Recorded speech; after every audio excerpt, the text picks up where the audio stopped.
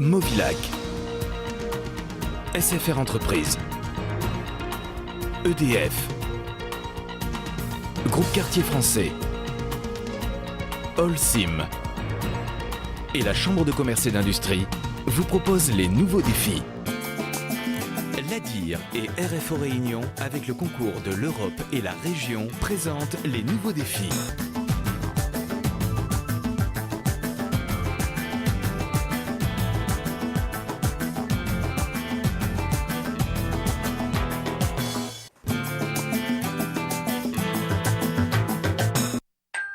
Petite devinette.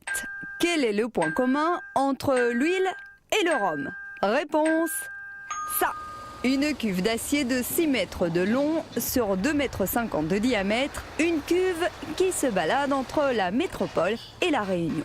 Et ce point commun, ce sont deux entreprises réunionnaises qui l'ont créé, la SPHB et la distillerie Rivière du Mât. L'une importe de l'huile pour la raffiner, l'autre exporte du rhum et ensemble, ils se partagent cette cuve. Nous avons eu l'idée de faire ce partenariat quand nous avons eu des difficultés à trouver des navires pour nos approvisionnements d'huile. Et dans le même temps, Distillerie Rivière du Mât avait des besoins de conteneurs pour exporter leur rhum, plus exactement le flegme. Et donc nous avons accordé nos violons et nous sommes aperçus que la chose était possible puisque nous avons des quantités similaires aussi bien à l'import qu'à l'export. Et l'histoire commence à Dunkerque. La cuve remplie d'huile met 3 semaines pour arriver à La Réunion. Elle est ensuite déchargée à la société SPHB pour être raffinée et distribuée sur le marché local. Bien entendu, cette cuve est contrôlée tout au long de son trajet. Vérification des papiers avec Julien.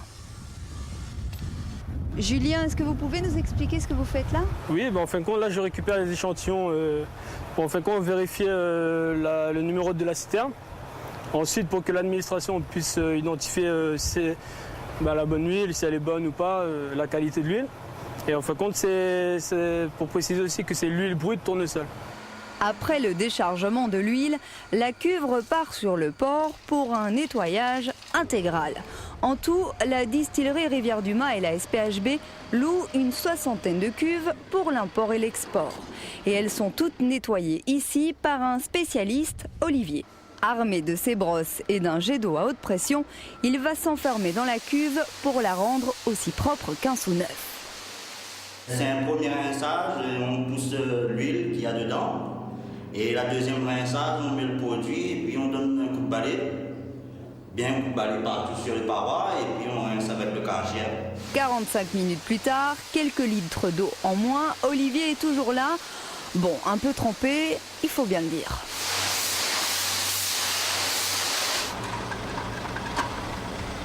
Alors Olivier, vous sortez de votre bain là, vous êtes trempé, non? Ah oui, là je suis trempé là. Il y a combien de degrés? Aux alentours de 45 et 50 degrés. Ok, et vous faites ça, vous nettoyez combien de cuves par jour? Ça dépend si j'ai mon manœuvre il est absent, 9, aux alentours de 9 par jour. En gros, vous n'avez pas besoin de faire régime, hein. Vous faites régime sur votre lieu de travail. Ouais, voilà, sur le lieu de travail, oui. Après le nettoyage, la cuve est contrôlée par Didier. Il est expert indépendant et doit inspecter la citerne sous tous ses angles. Pour cela, il a son propre matériel, une échelle propre, des bottes et une combinaison irréprochable. L'inspection est minutieuse, il ne doit plus rester une seule goutte d'huile. Effectivement, on vient ici après que la citerne soit lavée par conservoir. Et nous, on vient pour regarder l'état intérieur de la cuve, s'il n'y a pas de traces d'huile, tous les joints, tous les orifices, ainsi que la vanne ici. Parce que comme cette citerne va recevoir un chargement de rhum, il faut qu'il soit impeccable, propre à l'exportation. Nouveau déplacement pour la cuve, elle est déchargée sur le lieu de stockage du rhum pour le remplissage. Ici, des mesures de précaution supplémentaires doivent être prises puisque le rhum est une matière inflammable. Vous avez différentes normes de sécurité à respecter, c'est quoi? Oui, voilà, de sécurité, vérifier le numéro conteneur, vérifier si ce conteneur c'est propre, regarder si l'esprit est passé, mais là après on commence à remplissage. En un an, les 60 citernes ont pu faire 4 voyages chacune. Le partenariat entre la distillerie Rivière-du-Mât et la SPHB est efficace car il a permis aux entreprises de réduire les coûts de logistique. 20 minutes suffisent à remplir la cuve de ces 24 000 litres de rhum. Ensuite, elle est scellée, étiquetée, contrôlée par un expert et prête pour le transfert vers le site de stockage des matières inflammables au port. Donc une fois les opérations de chargement de rhum réalisées, on va procéder à tout ce qui est administratif, donc aux formalités de transport de matières dangereuses et de documentation export pour acheminer avec le transporteur cette citerne sur le parc dangereux, donc dans l'enceinte portuaire du Port-Est, pour procéder demain à l'embarquement et à l'expédition à destination de l'Europe. Les approvisionnements se font désormais toutes les semaines, un partenariat qui a été possible aussi grâce à la compagnie maritime. La cuve est désormais prête pour retourner à Dunkerque, se vider de rhum, se remplir d'huile, revenir ici, se vider d'huile, se remplir de rhum, etc., etc.